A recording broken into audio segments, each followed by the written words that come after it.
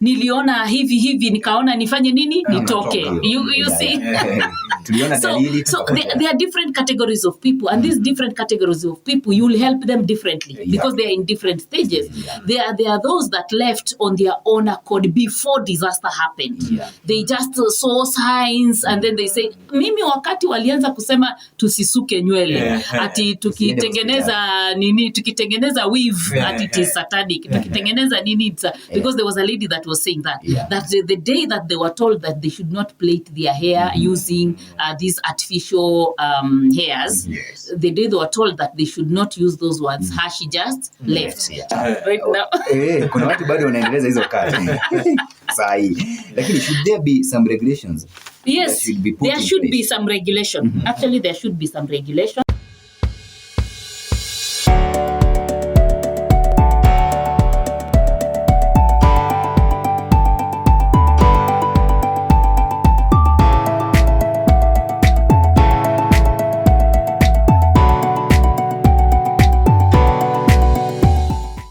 Good morning, madam. Morning to you. How are you? Today you look very smart. Thank you. Yeah. In black. Thank you. You look very smart. Thank you. Na ni kweli nikikuona najua kweli Mungu amekubariki. Amen. Unajua kuna watu hufai kuuliza umekuaje. Ukimwona tu unajua vile amekuwa. Unajua amekuwa sawa. Honestly. Ndio. Sasa madam Mghoi, tulikuwa na mambo tulikuwa tunazungumzia. Tulikuwa tunazungumzia kuhusu cult. Tukasema kwamba hizi ni tabia ambazo zimekuwa zikionekana humu nchini Kenya. Wakati ulikuwa hapa last Tuesday tulikuwa tu tuko na Paul Mackenzie. Lakini sasa hivi maji yamezidi unga. Tuko na mwingine anajulikana kama Pastor Ezekiel Odero. Although hajaweza kudhibitishwa wazi kama pia yeye amehusika kabisa. Uchunguzi bado unaendelea. Lakini nao Madam Joyce Mghoi, these types of cults ambazo ziko huku. Niambie.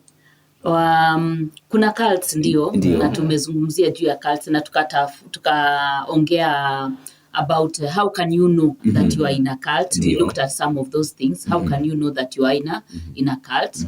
And we agree that there are some teachings that are cultic in nature, in the sense that they are more self-harming than actually helping someone. And any religion, any kind of religion or religious body should be able to help people to grow other than to help people to die or to kill themselves. After all, we will all die at one time or another. So they should give teachings that are sober. They should give teachings that will help the people instead of giving teachings that are actually making people suffer instead of people being happy. After all, you know, when Jesus died, he said it is finished. He was the last person to die, to suffer and die for our sins. And therefore for us, we shouldn't really be going towards suffering. We should actually be living the happy, the freedom life that Jesus gave to us. So yes, they are cults. They are cults. And we look at how do these cults control the minds of people, or how are people, you know, how do you get there? You know, sometimes we're asking ourselves, unajikutaje? Yani inakuaje mpaka uko hapo, you know, uko hapo na umebakiaje hapo, you know, instead of running and screaming and, you know, and making everybody know that something is not right, but you are there. So what do these people do to be able to have these people really control their minds and to have these people stay there?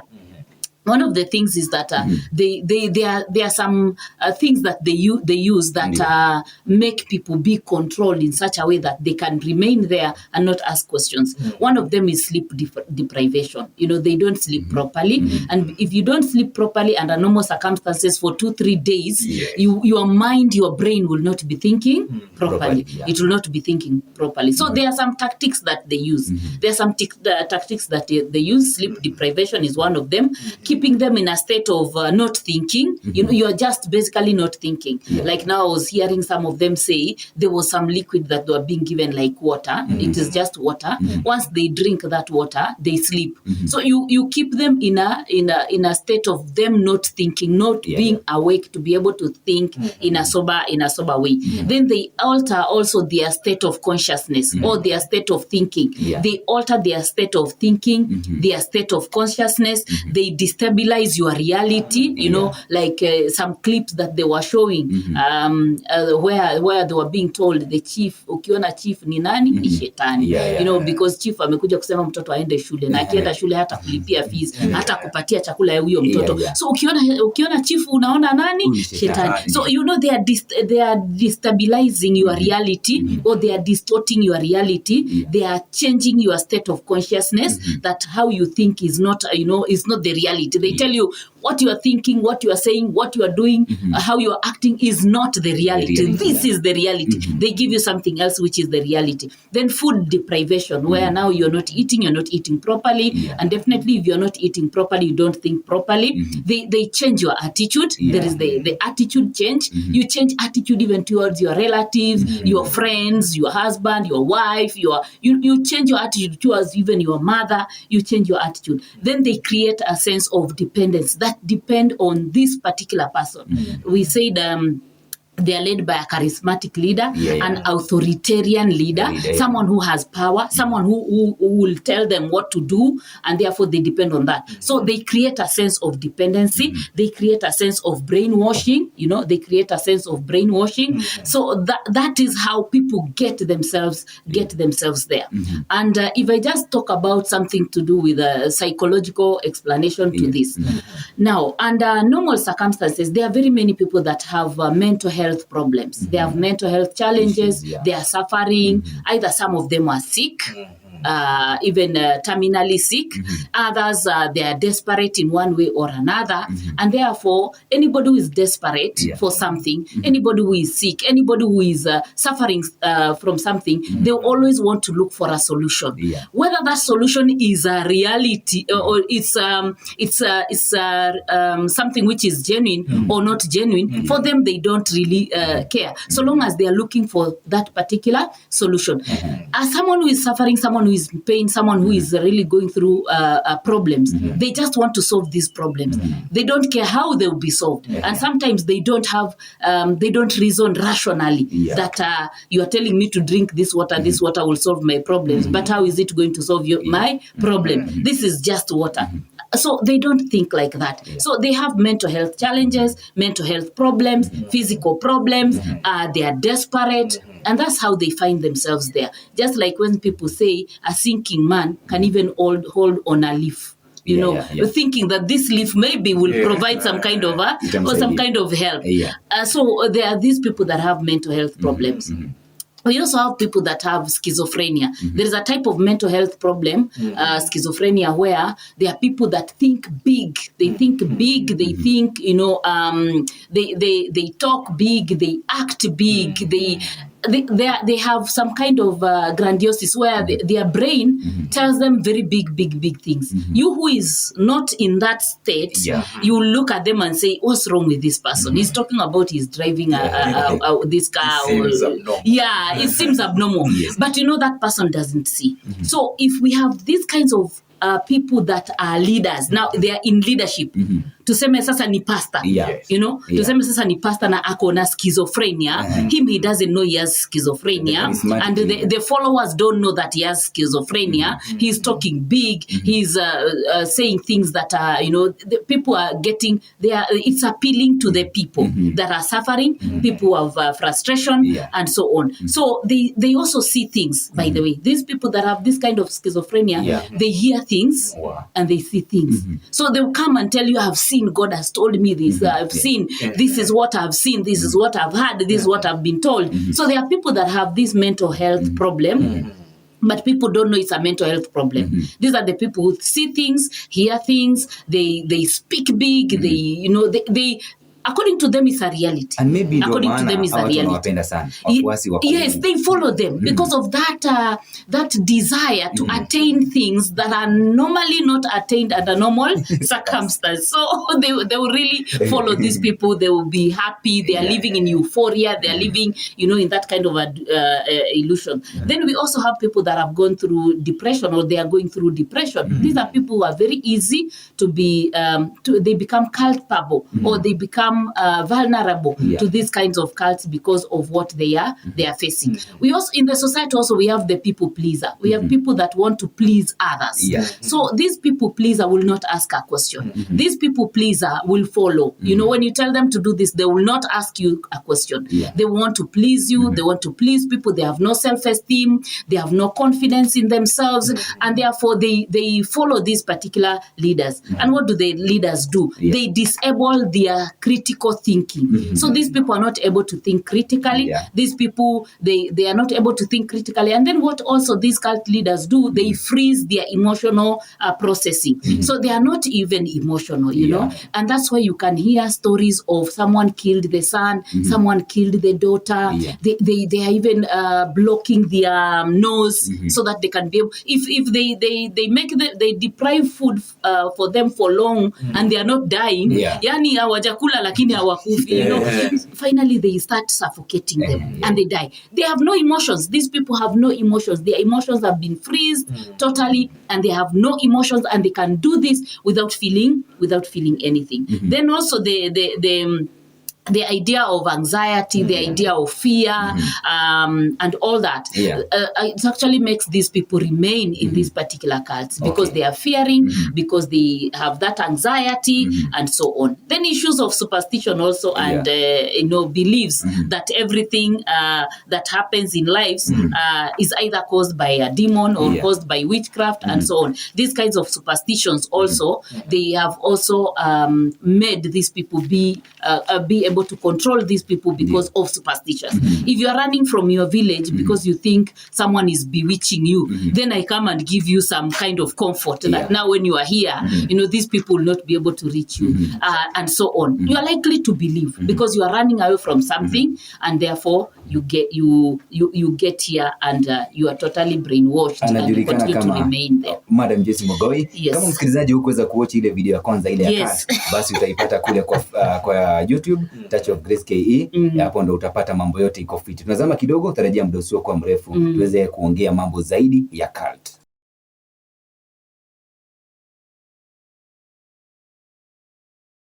Madam Joyce Mghoi, tumekuwa tukizungumza mambo na cult, tukazungumza tactics used by cult leaders to mobilize audience. Sisi tunataka kujua kuna aina nyingi za cult. Manake msikilizaji anataka kujua ni cult ama si cult. Types of cult. Actually, now that we looked at characteristics of a cult, they brainwash you, they isolate you. Their characteristics. They give you a slogan that you use until finally you cannot think anymore. You know, you are just depending on that. And there are many things that a cult actually does. There are some characteristics of a cult that you can look at and see whether this is a cult. But now we have things like religious cults. You know, this one is when we were defining, I said that we really don't want to call a cult a religion because we want it to look different. But the real sense of the word is that those who join it, like these ones that were joining this one, they joined it because they were looking for a religious place to worship. Exactly. So we have religious cults. We have religious cults that use even some of the religious books. We talked about the Quran, we talked about the Bible, but then they distort it slightly. And then they quote it for their own benefit, and they really don't teach people wholesomely what is in that particular Bible. So we have like religious cults. We also have doomsday cults or end times cults. End time cults. That are people that they are joining that because they have been told the end of the world is coming. And so these ones are, it's not that they've been in that group for long. They have just joined it because they hear next month it is the end of the world. So they join, or next year it is the end of the world. So come and join me so that we prepare for the coming of the, for the end of the world. So there is the end of the world cults. You know, they are just there specifically to prepare for the end of the world. And they either end that particular particular day when they say maybe it is going to be in June next year or June, that particular month, they either kill themselves or take poison or whatever they do, but there is there is mass suicide, and deaths and all that. So they are there, they join it for this particular reason. We also have others that when I think about it, I imagine maybe all of us could be in this particular ones, like political cults. No. Political. Hatuongei sana lakini but have you ever thought a situation whereby it's a political thing, something which is political, a political organization, they have a kind of a slogan, they have a kind of euphoria thinking that is not very, very normal. You who is outside can see that this political whatever agenda is not right. But you who is inside, you believe in it totally. And sometimes there are people that lose their lives because of these political things. Like if I want to use this one, though it's something that happened long time ago, when we were being taught about the Maji revolution. When you start teaching people that the gun, the bullet will turn into water. Exactly. That was now really just look at it. Okay, as much as it gave people courage to fight, but what did it do? There are many people that actually lost their lives. So we also have political cults, we have religious cults, we have sexual abuse cults or sexual cults, people who in these particular cults are just basically there to abuse, to do things that are not right, even abuse children and so on. So we also have those kinds of a cult. We have a number of cults, religious cults that okay, since it's not harming anybody, those people who are inside, let them continue with it. I don't know whether you get what I'm trying to say. So there are so many cults that are ongoing, but because they have not done anything dramatic to directly harm someone, they are left to continue. They live in secluded places. They worship, differently. They exclude everybody. They us versus them. Slogans are there. You cannot interact with this one. You cannot talk to them. You cannot sell to them. You cannot buy from them, and so on. All those are cults. But because they have not harmed anybody, nobody really bothers about them. Yes. There's a time I was watching a movie of a cult in America. And there was a lot of abuse. The girls were getting married at a young age, and they were getting married to older men. There was a lot of brainwashing. There was a lot of there were so many mistreatments in that particular cult. But there was an authoritarian leader who could be the one to say even who is going to marry you, who should not marry you, and so on. Yes. So one of the ladies had run away. It was a movie. One of the ladies had run away, and actually she was saying, if this is the way to go to heaven, please allow me to go to hell. Because she had gone through a lot of suffering and a lot of pain. Now, few are able to come out of those particular cults. A number of them wanavumilia tu pale. Wanavumilia kwa sababu these people pleaser. You cannot say anything. You cannot criticize. You cannot you cannot rebel and so on. So they remain there basically. So yes, we have a number of cults. There are different types of cults, but there are those that have not done anything dramatic to be able to cause people to say, now can we close this one? Because they are still continuing with their lives. But if you look at this particular person and their lives, you can see they are oppressed in one way or another. They are oppressed in thinking, they are oppressed in emotions, they are oppressed even in the way they relate with people. They are basically oppressed. They are living in fear and so on. So that is still a cult. Yes. Na Madam Joyce, ukiangalia hata kwenye TV na vile vile msikilizaji, mnaona kwamba kama huyu mhubiri matata Paul Mackenzie, watu ambao wamehusika kule Shakahola ni watu wengi sana. Na ukiangalia pia wafuasi wake ni wengi sana. Question ni, why why do people join these cults? Why do people join these cults? There are so many reasons why people join these cults. One of them is emotional vulnerability. There are people that are vulnerable emotionally. You know, we have different personalities. We have different personalities. Human beings are born and they are different. We have different kinds of people. We have different personalities. So there are those that are emotionally vulnerable. They are emotionally vulnerable, maybe because of what they went through, maybe as children, what they went through as children, or because of lack of social support, or because of traumas in life. They may actually be vulnerable to these kinds of cults. But generally, why do people join these particular cults? Because of desperation, because of frustration, because of life problems, family problems, financial problems. They are looking for solutions, sicknesses, diseases, and so on. Because we are being told, even some people who visit these particular cults, there are people who are maybe terminally ill, people who are about to die. They are looking for life. They are looking for somewhere that can give them some kind of a hope. And then they are looking for love. They are looking for acceptance. They are looking for acceptance. Some of them have rejections in their lives. They are looking for acceptance. They are looking for some place where they can find some hope, or they can fit in. They can find some hope, or they can fit in. So they are looking for a desire for meaning in life and solution to their problems. Solution to their problems. So in most cases, most of the people that join cults are people that are desperate for solution to their life's problems. They are people with emotional problems. They are people who have dependency personality, just like I'm saying, dependency personality. They are people who are looking for acceptance, a place where they can be accepted, and therefore they end up just basically joining cults. Exactly. Yes. Thank you, Madam Joyce Mghoi, kwa kutueleza ni jinsi gani ambayo ni kwa sababu zipi ambazo mtu anaweza jipata ameingia katika cult. Na on to another question. Ni jinsi gani ambayo unaweza saidia mtu ambaye yako kwa cult? Manake unajua kuna watu wengi wanatusikiza na tujui labda kuna mtu amekwama mahali, he or she doesn't know how to come out of that place. They don't know how to come out of this place. Okay, now there are different ways. The reason why there are different ways is because even the people who have joined the cults, they are in different stages. They are in different stages, or they are in different groups. Why am I saying that?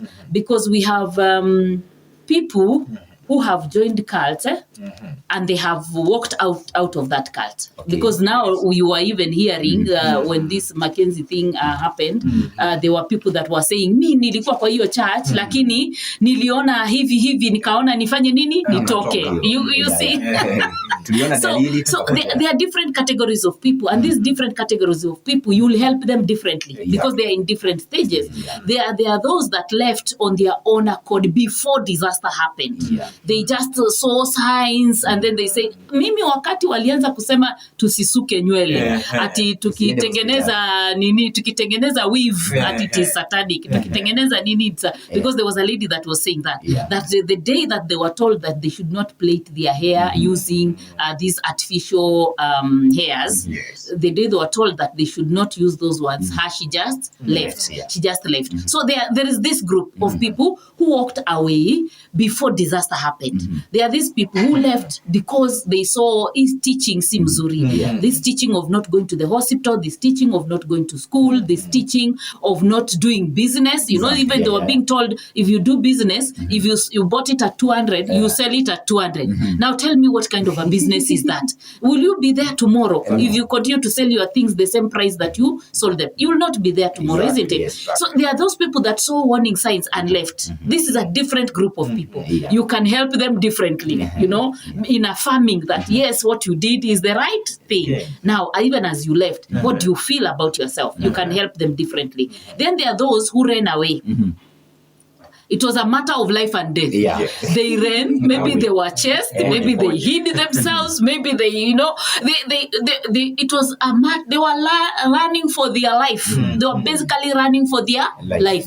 these people are also in a different state of mind. Exactly. They are in a different state of mind because it was a narrow escape. Because they were running and they were being, chased or something, or they disappeared or they hid themselves, all sorts of things to save their lives. They are also in a different state of mind. And then there are those who were probably expelled. Maybe they did something. These cults also expel people. That if you probably marry the people they don't want, you can be told now you are no longer part of us. You don't conform to the behavior. You don't conform to the behavior. They send you away. These people are also in a different state of mind. And then there are those people that have actually been saved. Like now, those ones that have been, those ones that were being told, kuna mmoja ameokolewa kutoka kwa, kwa forest, bado wako alive, maybe in a state, but is still alive. This one has been removed from there, not willing. Actually, there was a woman who was screaming and saying, hawa watu alikuwa anabebwa, na alikuwa anasema hawa watu, yes, hawa watu wanataka kuniua, wanataka kunipeleka motoni, wanichoma, whatever. This one is being removed from that cult by force. Exactly. They don't want. Actually, they think you are harming them. You are harming them. So people are in different stages. So depending on the stage that this person is, you will help them according to the stage that they are. You will help them according to the stage that they are. Why? Because these people, they feel like those ones that are probably ran away. Some of them are feeling maybe guilty. Some of them are feeling inadequate. Some of them are feeling angry. Those probably that were sent away, they're probably feeling shame. Feeling a feeling of shame, a feeling of maybe they failed in one way or another. There are those that have fear. There are those that have self-blame. There are those that are feeling like they have been removed from what was initially very good. They are wondering why you people, you are not even understanding that what they are having is good. So different people are in different stages. So because of this, you also help them in a different way. There is something called deprogramming. These people who have been in cult must be deprogrammed. They must be deprogrammed. Why? Because their brain is programmed differently already. Like even this one was screaming and saying, yes, watu wananitoa, wanataka kuni, this one is programmed different. It's programmed that this fasting that will kill her, will take her to heaven. So for you to deprogram that kind of thinking, for you to be able to make them to make them know that the way you are thinking is not the right way. Finally, of course, everybody will die. They need to know that finally everybody will die. So they shouldn't go early. So to deprogram and to make them believe that yes, we will go to see Jesus one time, but we have an assignment here on earth. First we finish, you do a lot of work. That's why I'm talking about deprogramming. They have to be deprogrammed. Whatever has been put in their brain has to be flushed out to understand. So first of all, you have to understand the situation. You have to understand the cult itself. You have to understand the signs of the cult. You have to understand why this person was vulnerable to go there. Because we have said some of these people are vulnerable and that's why they ran there. Why did they run there in the first place? What were they looking for? You have to understand that. So you really have to know to do proper research to be able to understand the cult first, to be able to understand why this person went there. Then number two, you have to be a good friend to this particular person, that you keep the communication very open and you be patient with them.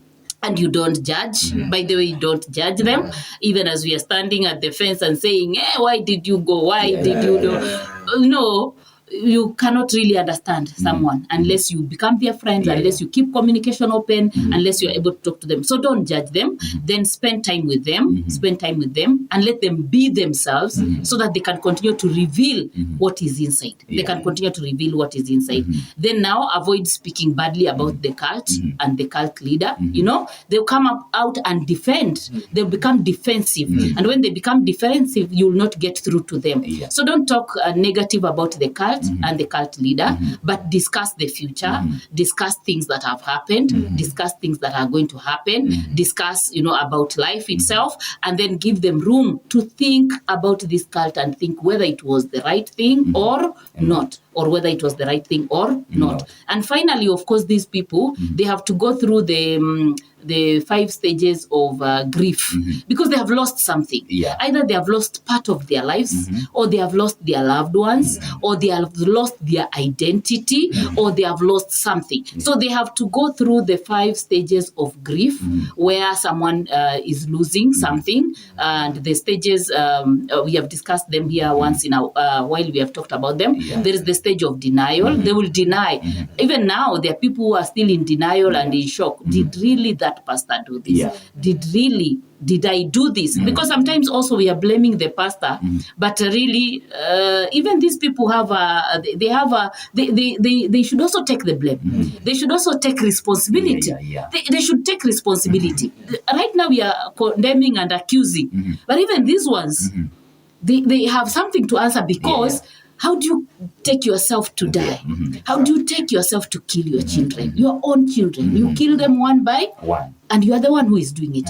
You should also take responsibility for that kind of a behavior. So even as much as we are talking about Pastor Mackenzie and we are blaming them, we know that they all need to go through the stages of grief, denial, anger, bargaining, depression, and finally acceptance of the particular situation. They should take responsibility. Actually, all of us should take responsibility of what we do. Let us not just blame these leaders that we are saying they are authoritarian, these leaders that we are saying they are charismatic. Let us not all blame the leaders. Let us also look at ourselves. Do we have a responsibility? We have a responsibility to our own lives. We have our responsibility to think critically, to think rationally, to think creatively, to have problem-solving skills. So we shouldn't be, people should not be allowed to go scot-free and only blame these cultic leaders. Because we can say no. We can actually say no. We can say no. People should say no.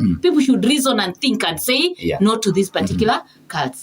Yes. Tuko na dakika 3 peke yake, Madam Joyce Mghoi, tuweze kufunga hii shughuli nzima.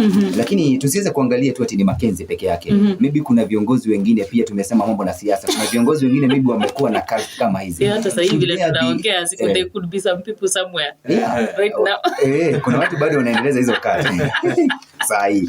Lakini should there be some regulations? Yes, there should be some regulation. Actually, there should be some regulation. One of them, there should be some minimum education to these people that are leaders. There should be some minimum education. There should be some minimum education to go to school, to learn, to become civilized a bit, even as you are being allowed to run a church. There should be some minimum education. Number one, there should be also regulations that the government bodies should be there to check what is being taught. They should be able to check what is being taught in these particular churches. They should be able to check, monitor, and check what is being taught in these particular churches, and basically know ni nini inafundishwa. So they should be able to do that. There should be some kind of regulations. Another thing is that there should be some kind of regulation on churches themselves, knowing that there are very many churches that we have, and some of them really, you can see there are churches that are just next to each other sometimes. This is a church, just next is another one, just next is another one. What are they really teaching that is different from this other church? I mean, ask yourself, that 5 churches that are on the same, location. Location. Anyway, someone told me that every pastor is called for a certain group of people. You have to satisfy the demands to satisfy the demands of the people. So we agree that there should be some kind of regulation. Yes. Your last word, Madam Joyce Mghoi? My last word is for those that have been affected by these cults. that God will give them comfort. My last word also is for the pastors and those that are in religious leaders, political leaders, and any kind of a leader, that they should take responsibility and really teach people what is going to help them, not what is going to kill them. Teach people what is going to help them to grow, not what is going to finish them. And to the rest of the community and the societies, let us be careful in the kind of organizations that we follow, the kinds of leaders that we follow, so that we don't end up joining an organization that is going to wipe off the whole generation or your generation. So we should be very, very careful. We should think. We should read the Bible for ourselves. We should also listen to sober teachings so that we don't get into these cults.